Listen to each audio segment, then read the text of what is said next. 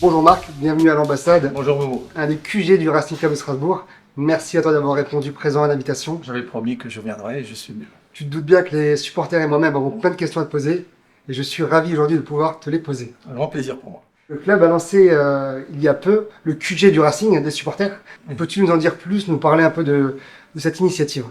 Alors, Momo, c'est assez simple. Les QG, c'est une idée qu'on avait avec les dirigeants du club depuis quelques années. On a un peu accéléré, tout simplement parce que la Méno, on travaille à jauge réduite, donc il n'y a plus que 19 200 personnes qui peuvent venir au match. On est à guichet fermé depuis des années. Et cette année, encore plus, les gens sont déçus de ne pas pouvoir venir. Donc, l'idée que nous avions eue, c'était simplement de créer ailleurs qu'à la Méno quelques endroits où les supporters arrivent à se retrouver pour vivre un match, que ce soit à domicile ou à l'extérieur. Et je trouve que quand on voit un petit peu ce qui s'est passé au JO, moi je pense que c'est très important de créer ces moments de convivialité où les gens se retrouvent pour prendre du plaisir à boire un verre, manger ensemble, regarder un match derrière le Racing, et c'est pour ça qu'on l'a réalisé.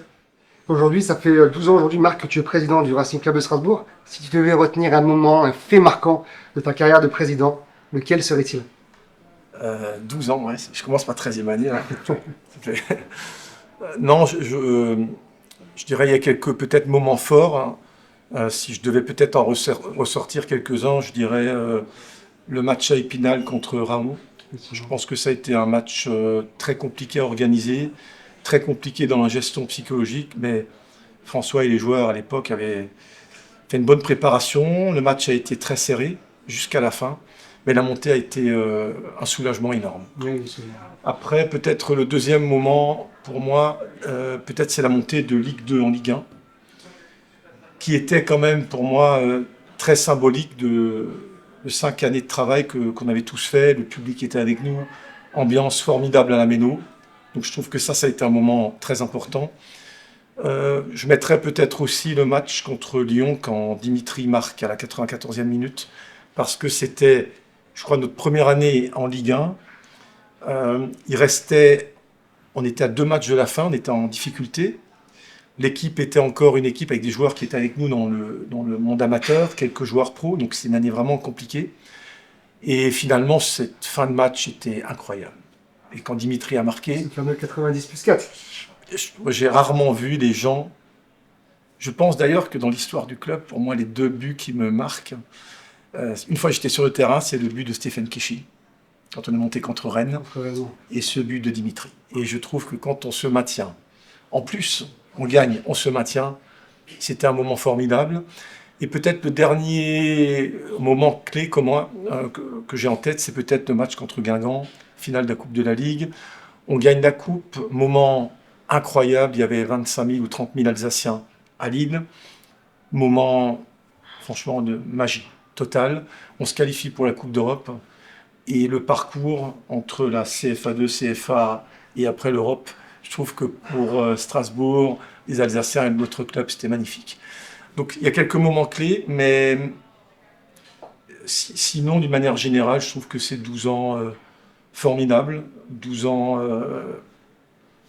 je pense, une grande fierté pour moi aussi d'être le président du club, un honneur, mais aussi une responsabilité que j'assume. Et tous les jours, je sais que c'est un poids, parce qu'il faut rendre, il faut délivrer. Parce que le Racing, c'est plus qu'un club pour les Alsaciens.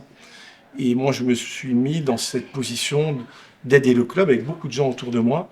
Et aujourd'hui, quels sont les objectifs à moyen et long terme du club, sportivement parlant? Je l'ai toujours dit aussi, à Momo, pendant les premiers 11 ans, c'était redresser jusqu'au moment où le Racing arrive dans le monde pro, puis stabiliser en Ligue 1, c'est ce qu'on a fait. Et j'avais expliqué les raisons, pourquoi il fallait bouger. Le statu quo, pour moi, n'était pas une solution. Je le pensais depuis 3 ans, depuis 2020, depuis 2021, avec les autres dirigeants qui étaient avec moi, qu'il fallait bouger. Le Racing était un club sain, le club avait de l'argent, mais moi je pensais que le paysage allait bouger, notamment au niveau des droits télé. Je pense aussi que les travaux du stade, dont on parlera, c'est aussi des travaux fantastiques, mais le club s'est aussi engagé à mettre 25 millions dans le stade. Cette saison, on est handicapé puisque la tribune est fermée, on perd aussi en plus 7 millions de chiffre d'affaires. Donc, le contexte international, national et conjoncturel de Strasbourg par rapport aux travaux nous ont fait penser qu'il fallait bouger. Voilà. Donc, on a fait venir des gens et l'idée, avec nos partenaires américains, c'est très clair, c'est arriver à lutter d'une manière régulière pour les places européennes. Je pense que moi, c'est l'ambition que j'ai pour notre club, pour ses supporters, pour la ville, pour la région. Je pense que Strasbourg est une place forte du football français. Mais je pense qu'après les 12 ans qu'on a vécu incroyables, avec des émotions qui valent pour moi tous les titres, est venu le temps où il faut essayer d'aller plus haut. Et pour aller plus haut, pour moi c'est très clair, il y avait deux éléments. Un actionnaire solide et des infrastructures. Peut-on dire aujourd'hui que le club, et toi en l'occurrence, avait eu un coup d'avance quand on voit aujourd'hui les difficultés financières de certains clubs, comme Montpellier ou Nantes par exemple? Peut-on dire qu'on a été visionnaire aujourd'hui au Racing? Alors, c'est difficile de dire, je ne parlerai pas comme ça parce que c'est présomptueux, mais l'analyse que je faisais et que je partageais avec mes proches actionnaires, à l'époque, hein, ça date d'il y a 3-4 ans, c'était une analyse quand même de changement un peu du puzzle du foot au niveau international, au niveau français aussi, avec quelques décisions, par exemple, de passer de 20 à 18 clubs. Les droits télé, on a eu quand même le Covid, et il y a eu la crise Mediapro, donc il s'est passé des choses. Après, la rénovation de la Méno était pour moi un enjeu capital pour notre club et notre ville et notre région. Donc, tous ces éléments réunis nous ont poussés à avoir une analyse peut-être différente.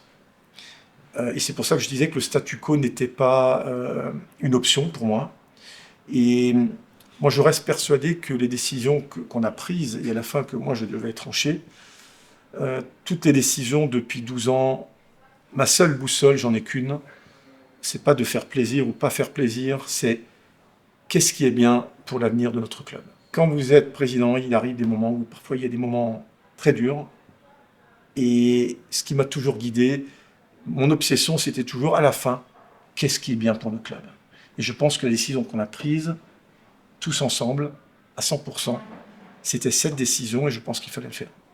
Cet été, le club a investi plus de 60 millions d'euros dans les transferts. Peut-on dire aujourd'hui que le Racing joue dans la cour des grands? Alors on a investi, c'est vrai, hein, 65 millions mercato d'été l'année dernière, et cette année on n'est pas loin de 70 millions. C'est vrai que c'est vraiment des investissements très importants, mais je crois que les partenaires américains, quand on discutait ensemble, ils se disaient aussi que c'est peut-être le moment de continuer à investir, parce que le foot français traverse quand même une crise, une période très très difficile, et la présence de nos partenaires nous permet de la traverser, et en plus de continuer à investir sur deux côtés, le côté joueur, et donc là ils souhaitaient vraiment aller plus loin que ce qu'on avait prévu. C'est clair, on avait prévu moins, mais on a décidé que c'était peut-être le moment, et c'est clair que ils ont été ambitieux et courageux. Très ambitieux, c'est clair. Et le deuxième point, très important, c'est aussi eux qui vont investir 25 millions dans les infrastructures, la Méno, puisqu'on pense que c'est aussi l'engagement qu'on avait pris, et que la rénovation de la Méno est une clé importante pour l'avenir du Racing et de notre ville et de notre région.